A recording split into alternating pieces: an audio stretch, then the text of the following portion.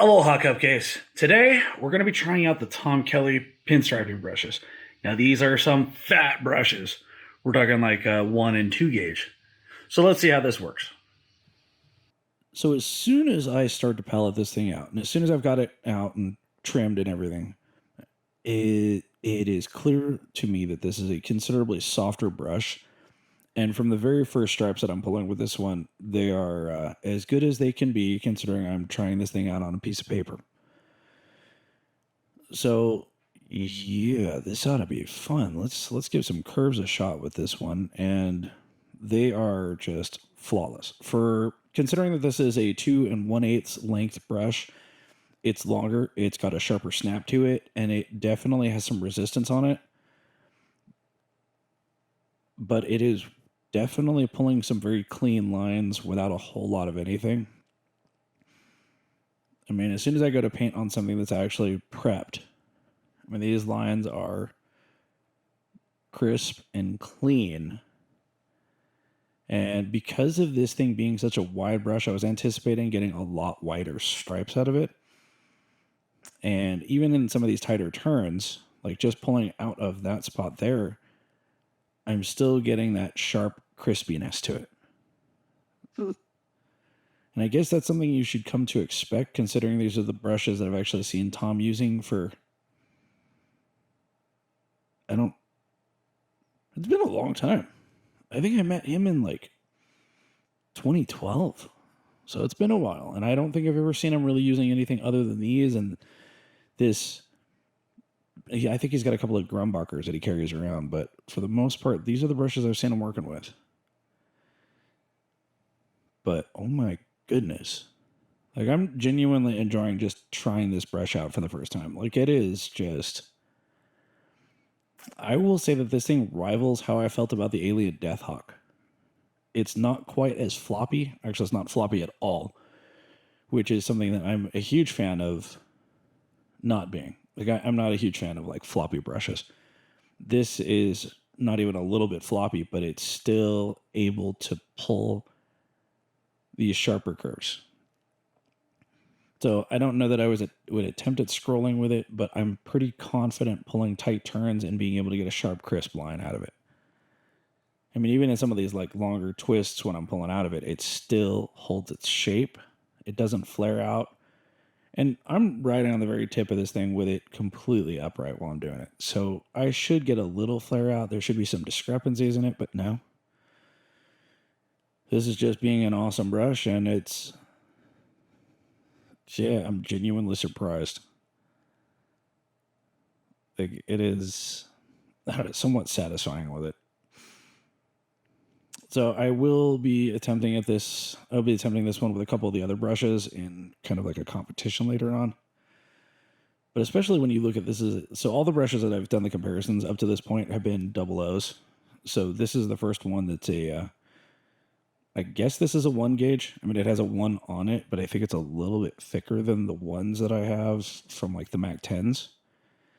Now this other one, this big fat beast over here, I have very low expectations that are also being absolutely shattered in the first couple of lines I'm pulling with it.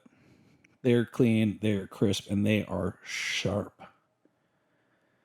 Like, I'm pulling finer lines with the bigger brush, like exponentially finer lines. Even with turns and curves, I'm still pulling skinnier lines. So I'm going to give this a shot. We're going to lay it down. I'm just going to give the full body on this one. And yes, it will pull a fat and very thick line. Like, I don't see any flare outs. I don't see any of that having to go over it again. So there's that. But I'm pulling sharper lines with this than I did with the thinner brush. And that's something I'm a fan of, because that's just going to be insulting later. I'm going to be at a show working with someone who's using like a 7-0. And then my gorilla-ness is going to walk up on them and start pulling lines like this with this thing. I mean, it's a boat rudder, but the brush hair on this is, I'm going to say that it's very close to some of the Kazan squirrel brushes that I've gotten hold of from Germany.